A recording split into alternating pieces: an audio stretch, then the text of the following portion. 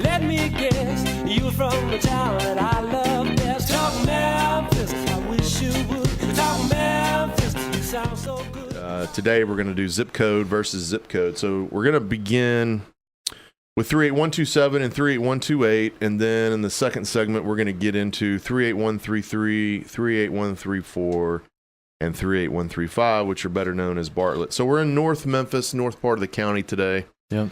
38127, let's start with 3127 and 38128. When you know, for a little bit of history, 38127 along with 38116 were our first suburban zip codes. Mm-hmm. That was considered moving out to the county. Right. I don't know my exact dates, but I think it was the 50s that really started to grow. It was a premier area. Yeah. It was, you got to think of in relative terms now. So we're in the 50s, premier area. Those were $40,000, $50,000, $60,000 houses. That was expensive. Rolling hills. Nice scenery. You know, just scenic hills and scenic hills. Yeah. So all of those Northwood Hills. That's scenic right. hills. All of those were considered the upper end county. Mm-hmm. You know, like our Germantown and Collierville and East That's and all right. that. Now, that was back then was considered that. Highway 51 kind of runs right through Fraser. There are definite do's and don'ts now in Fraser. So over the years, it's grown. Poverty has kind of come into that area. On fewer jobs. You just mentioned before the show, there's no, restaurants. Yeah, it's just fast food, which it's, that's sad, right? I mean, it is sad. Your Burger King, McDonald's, those kind of restaurants are up there, but you're not going to have a destination place where people are going, or a bigger chain, a family diner type. I mean, there's no Applebee's or Chili's. Yeah, I mean, that's there's right. none No of that. Applebee's, Chili's, right? Any sort of thing that would have a family dinner type. It's just grab and go. Go. You've got some barbecue restaurants. Which is significant. Like that's community. That's right. Pulling people in and just loving on your community and wanting to be there. That's what it is. It's a want to be there restaurant. Yeah, and they don't have any of that. And I see churches. I see There's a lot of churches. A lot of churches, which and a lot of extension of churches that are big in Memphis. Like Bellevue has that's right. a big presence up there. Several others. New Hope Christian Academy. Yep. Up there off Mountain Terrace, which is a Christian nonprofit. Yep. I don't know if it's public or private. Mm-hmm. I don't know. I think it's public, but it's kind of a charter school. You have to apply and so there's some good stuff. There's also a good CDC, Fraser Community Development. Yeah. And I know that I should know more about it, but I know are taking homes, refurbishing them and putting families inside of them. Yep. I don't know what their numbers are. I know you've had some. They probably, I know 100 plus houses. Their whole design was to get home ownership. Yep. And with the crash happened right when they were kind of getting going, they had to turn into more of, owning and managing them but giving a good place for those people to live. Yep. So I think he's trying to turn that back now that the economy's turning to some ownership, to some ownership, which we need. Mm-hmm. There's Lifeline to Success up there. I've been up there several times. They help people that just got out of prison cut yards in Memphis. Yep. Like blighted yards, which is a huge issue. Huge problem. But so they pay them to do that, but they also spend half a day if they join that program, where they have to learn life skills and how to really, re-enter society. If you will. So I've gone up there and spoken a couple times, and it's awesome. Those guys. So, it's just fun. For as much as Bigger Pockets, and I know a lot of our listeners are on Bigger Pockets. They kill it. They kill 38127. Mm-hmm. And I'm like, man, I've been up there since 2001, and some of my best investments are in Fraser. You just got to, number one, know what you're doing. Which is what we're going to talk about today. You got to buy right. Yep. And know street by street. You really got to understand street by street. You can't. That gets real specific up there. That's Memphis right. is a city that's like that for investments anyway. Yep. But you get up into 38127 and it gets real tight. So let's talk about that. Yeah. 51 splits it. Right? Yeah. The northwest corner, North Haven. Yeah, North Haven and the edge of 51. And the edge of 51 are notorious for being a challenge. Yes. There's just not a lot of activity. That's what drives this conversation. There's nothing. Meaning there's no businesses. It's just people that have been there since the 50s.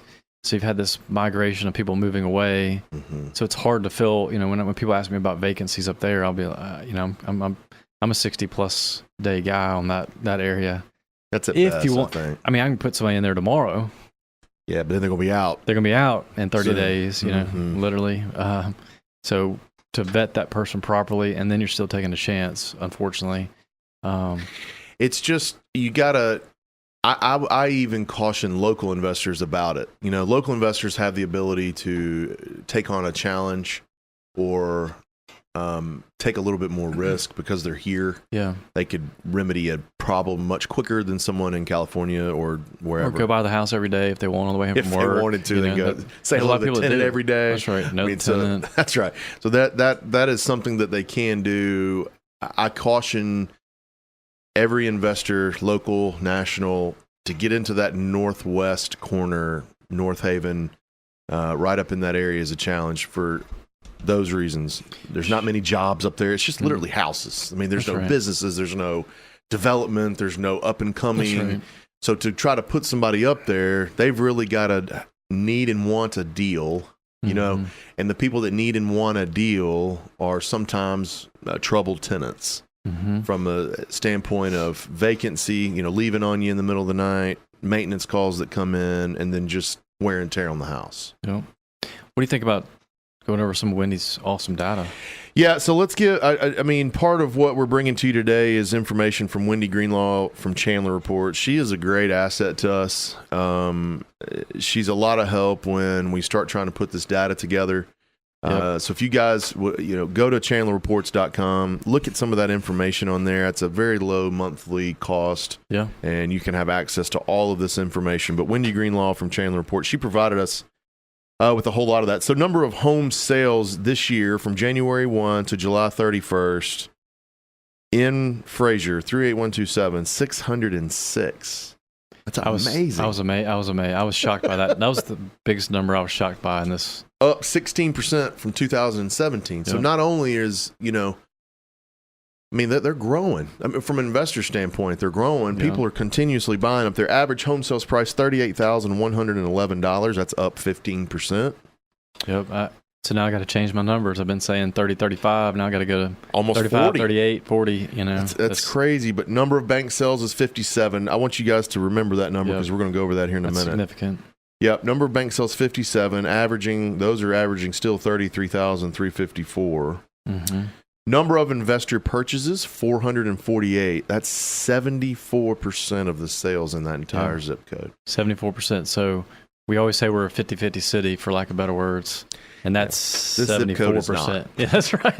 This zip code is 3 out of 4 are going to an investor. Tenant investor community.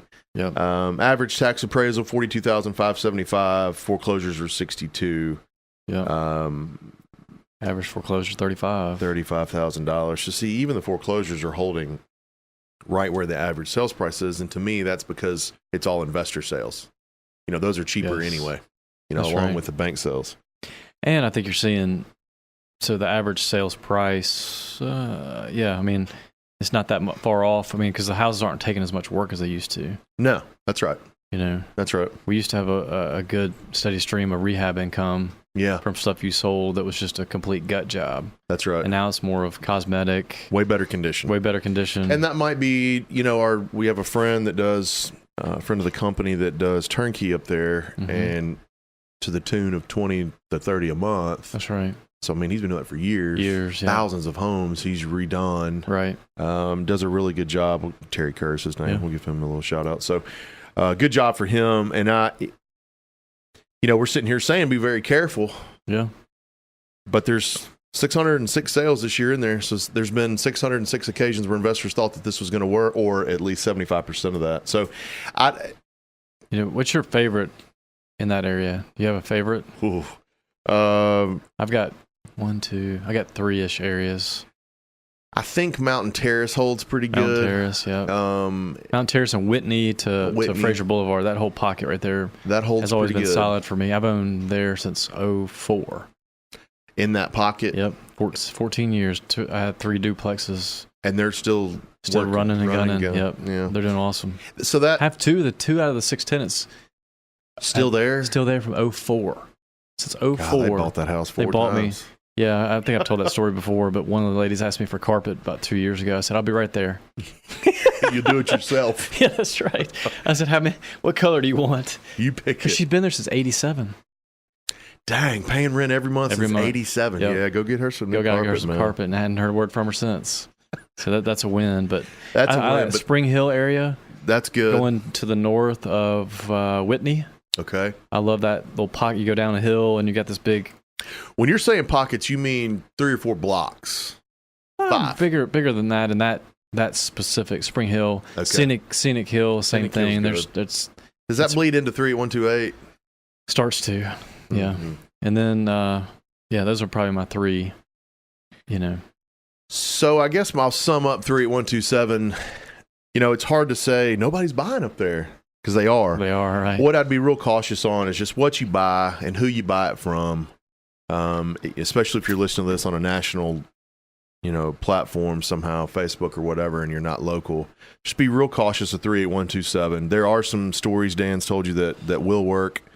We've given you some little pockets that we think can be better than some of the others, and then some to just completely stay away from. So 38127 is what it is. High turnover, some more maintenance. But then again, if you can get and find something for a pretty good deal in some of those pockets, the Mountain Terrace area, Whitney area that you just mentioned, maybe that's something you can give a go. Here's what I've always said, and we'll go to 38128. Here's what I've always said about 38127. When guys ask me, like, man, you can get 18, 19%, 20% returns, and I was like, yeah, it's very true. You can also get nothing. Sure. What I always tell investors are build a small portfolio in Memphis in some safer, more consistent areas. 118, 116, 111. Some of these zip codes get you 3 or 4 or 5 houses that are rehab, tenant occupied, that are running pretty good. Mm-hmm.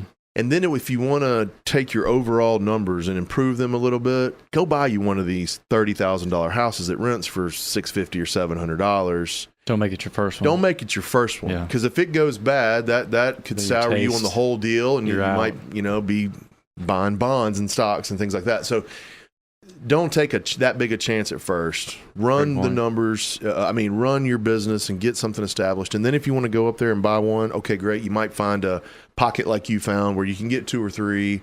And then now your portfolio numbers goes from 10 and 11 up to maybe 13 and 14, and you can build it, that way. The kind of in summary for me too is that despite all the negative publicity, despite bigger pockets, you type in 38127 and you'd be scared to death. Yeah. By what they all said. But they're all buying. 606 people have bought this year up there. So something... 74% of them. So. I would think that the bashing on bigger pockets from national investors is just a lack of knowledge. Yeah. There's some bad parts, don't get me wrong. Sure. But to sit here and say the whole thing's a disaster... I'm dealing with one from this weekend, to be honest with you. 6 houses bought closer to 51. Yeah, see. And so the experience for him has been just absolutely not very good. Nightmarish. So we're coming in trying to help him and clean it up, but it's going to be a challenge, and I've told him that. So, but we're going to step up and try to help. And if you guys have questions about any of these zip codes as we're talking, shoot me an email, dean@crestcore.com. We can set up a call. I'll be happy to tell you, a little bit more detail about what I know. This is just kind of from a 30,000-foot view. So that's kind of 38127. Now, 38128 is just to the east of 38127. So this was the migration. So as the city developed, and 38127 was our first suburb, as it grew over a 10-year, 15-year period, it migrated east, which we can't go to Arkansas, so just make 38127 rubs right up on the state line. We go east to 38128. I grew up in 38128 till I was 12 or 13. Had a huge mall, Raleigh Springs Mall. It's now completely flattened and demolished. What street were you on? Kenneth. Kenneth. near Craigmont High School. Yeah. Yeah. So Kenneth, which I've actually looked at the house that I grew up in and trying to buy it. Just trying to buy it? Yeah. But so 38128 is a step up from 38127 in just about every category. You're going to get a better tenant base. You're probably going to get 2 incomes in the household. There's jobs in Raleigh. There's things that are thriving around. They've got a 300,000 square foot Nike plant up there. Mm-hmm. I just know telling how many jobs are there. I believe it's coming back. The city is putting an effort to revitalizing that Raleigh Springs Mall area, which is on the corner of Yale and Covington Pike. Mm-hmm. So that there's a huge strip of land there. I think 50 acres or 60 acres. They cleared the whole thing out. They're going to build some more stuff there. So Covington Pike runs right through 38128. Either side of Covington Pike, I think, has its purpose and has some meaning. I just think you're getting a little bit better tenant. And like I said, dual income. Some of the numbers that Wendy Greenlaw of Chandler Report sent us in. Number of home sales this year, 526.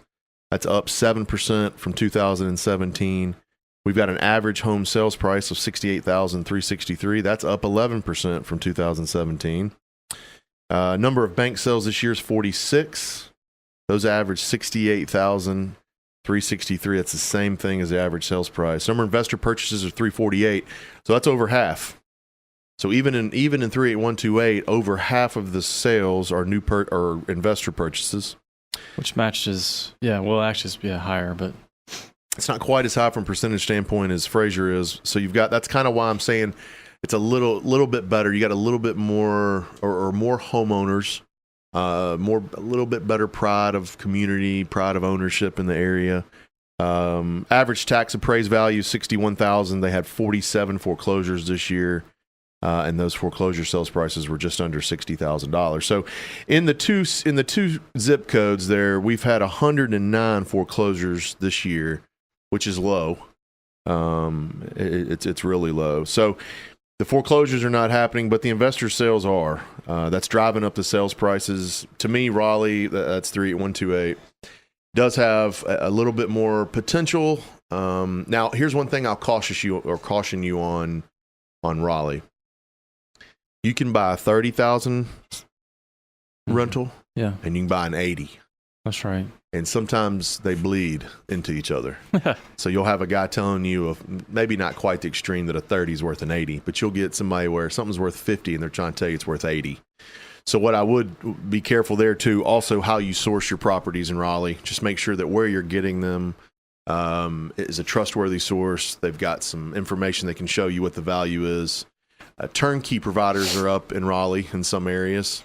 Yeah, where would you say the $30,000 houses for the listeners? Yeah, I'm sitting here looking at the street right now, and I can't remember the name of them. To me, Kerwin. I was going to say just north of the Fraser Boulevard, like Kerwin, Russellwood, Windermere, that whole area. I mean, we've owned up there for years, and that's a very hard area. I don't know why it is even harder than west of 51. Kerwin's that Battlefield area too, right? Battlefield's a little bit over, but it's close. But Battlefield changes.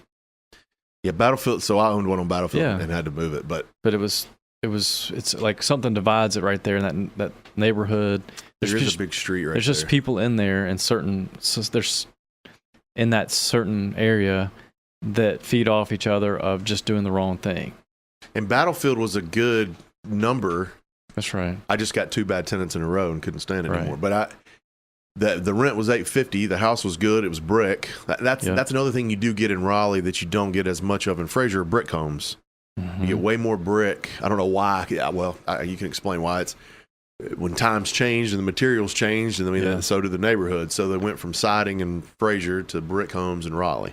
And then you got the Northwood Hills. That's a great area. That's a great area that we've owned in for years as well. That was newer construction. That's right. It tanked when the economy tanked, so the rents were pushing towards 1,000. Yep.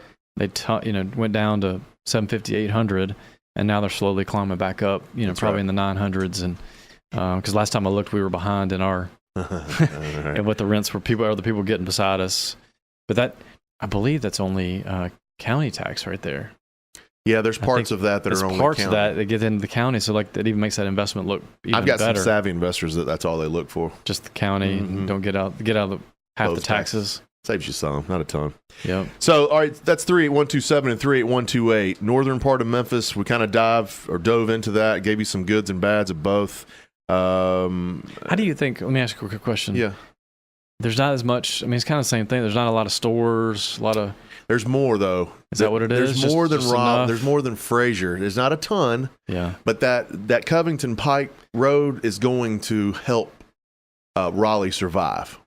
That and, highway, Austin P. Yeah. And Covington Pike are going to help. That's what I meant. Austin P. Not Covington Pike. is you mean okay. Austin P. Austin P. and Yale is where Yeah, Raleigh's Yale. line. So Austin P. That road to me is going to help. The divider Is going to help Raleigh as far as jobs and community and that sort of thing. And plus, whatever they build at that mall is going to drive people to that area. It's going to be jobs. I mean, I don't even know what it is, what it's going to be, but they've got some huge development that's coming right where that mall is. So. I swear I can't get enough listening to you talk that